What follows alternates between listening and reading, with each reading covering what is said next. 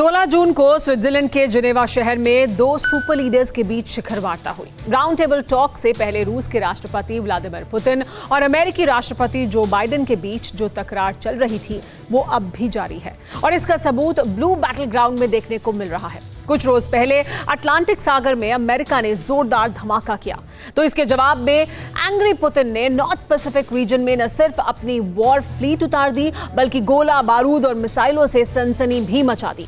आखिर कैसे नीले समंदर में दो महाशक्तियों के बीच बना वॉर सीन, क्या है पुतिन का ऑपरेशन हवाई, आप खुद देखिए।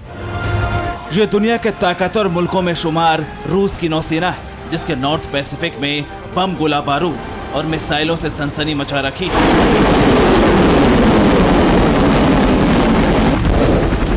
वैसे तो बीते एक सप्ताह से उत्तरी प्रशांत महासागर में रूस के जंगी पेड़ों ने खूंटा गाड़ रखा है। बीते एक सप्ताह से समंदर वाले वॉर जोन में रूसी नौसेना का युद्धाभ्यास जारी है।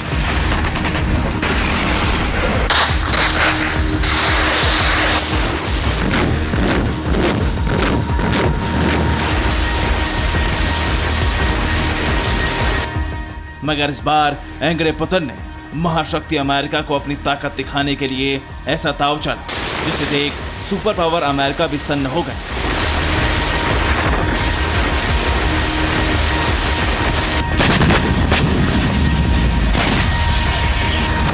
असल में नॉर्थ पैसिफिक सी में रूसी प्रेसिडेंट ने अपनी नेवी के सबसे विध्वंसक वॉर फ्लीट को उतारा और इसी के साथ ही ब्लू बैटल ग्राउंड थर्रा गया क्योंकि रूस की वॉर फ्लीट ने ताबड़तोड़ अंदाज में बारूदी कोहराम मचाया।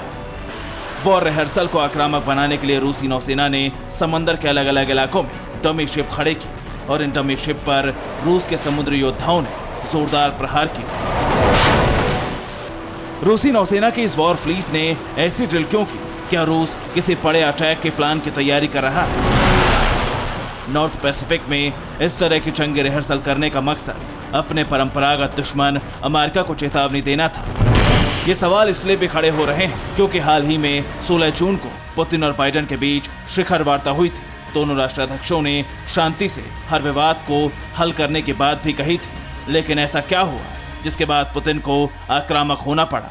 ऐसा क्या हुआ जिसके बाद रूस को नॉर्थ पैसिफिक में बारूदी बवंडर लाना पड़ा? ये जानने के लिए आप अटलांटिक महासागर में हुए इस विस्फोटक धमाके को देखिए। यूएस नेवी ने कोस्ट ऑफ फ्लोरिडा से करीब 100 मील दूर समंदर के बीचों बीच हजारों पाउंड वजन बॉम्ब का टेस्ट किया।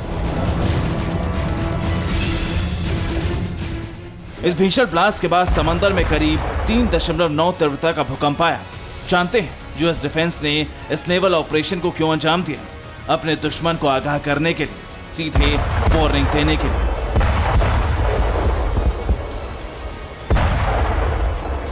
इस जोरदार धमाके ने न सिर्फ विशाल समंदर को थर्राया बल्कि ब्लास्ट की गूंज मॉस्को तक भी सुनाई थी। बस फिर क्या था? अमेरिका के इसी बारूदी ट्रेलर का जवाब देने के लिए रूस ने भी प्रशांत महासागर में अपनी वॉर फ्लीट को उतार दिया।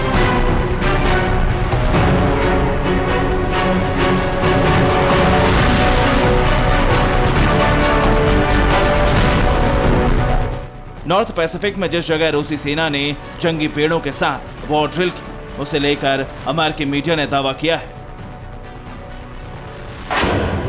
उत्तरी प्रशांत महासागर में मौजूद अमेरिका के हवाई द्वीप से करीब 300 मील की दूरी पर रूसी वॉर फ्लीट ने युद्धाभ्यास किया। इसका साफ और सीधा मतलब है कि रूस का टारगेट हवाई द्वीप पर कब्जा करना है। हालांकि रूसी डिफेंस ने अमेरिकी मीडिया की खबरों को खारिज करते हुए दावा किया कि नॉर्थ पैसिफिक रीजन में ये एक्सरसाइज कुरिल आइलैंड से 2500 मील दूर दक्षिण पूर्व इलाके में की गई।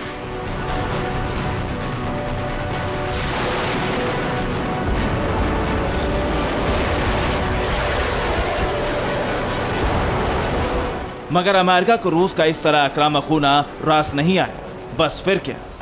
जिस तरफ नॉर्थ पैसिफिक रीजन में रूसी नौसेना की वॉर फ्लीट बारूदी कोहराम मचा रही है, विशालकाय युद्धपोत गोला बारूद और मिसाइलों से सनसनी मचा रहे हैं, उसी नॉर्थ पैसिफिक रीजन में मौजूद हवाई आइलैंड पर अमेरिका ने अपने सुपर फाइटर F-22 रैप्टर को तैनात कर दिया है ताकि रूसी नौसेना के बारूदी ड्रिल पर नजर रखी जा सके। अगर रूस कुछ बड़ा करने की कोशिश करे तो विध्वंसक अंदाज में उसका जवाब दिया जा सके। मतलब साफ है कि दोनों ताकतवर मुल्क आमने सामने आ चुके हैं। दोनों महाबलियों ने अपने विध्वंसक योद्धाओं को भी वॉर जोन में तैनात कर दिया है। इंतजार तो सिर्फ एक चिंगारी का है। अगर किसी भी तरफ से पहला हमला हो तो दोनों महाशक्तियां एक दूसरे को मिटाने के लिए पूरी ताकत झोंक देंगी। यानी 7.5 दशक बाद तीसरे विश्व युद्ध का आगाज हो जाएगा। Bureau report, TV9 Bharatvarsh. फिक्र आपकी, सोमवार से शुक्रवार रात 9 बजे सिर्फ TV9 भारतवर्ष पर।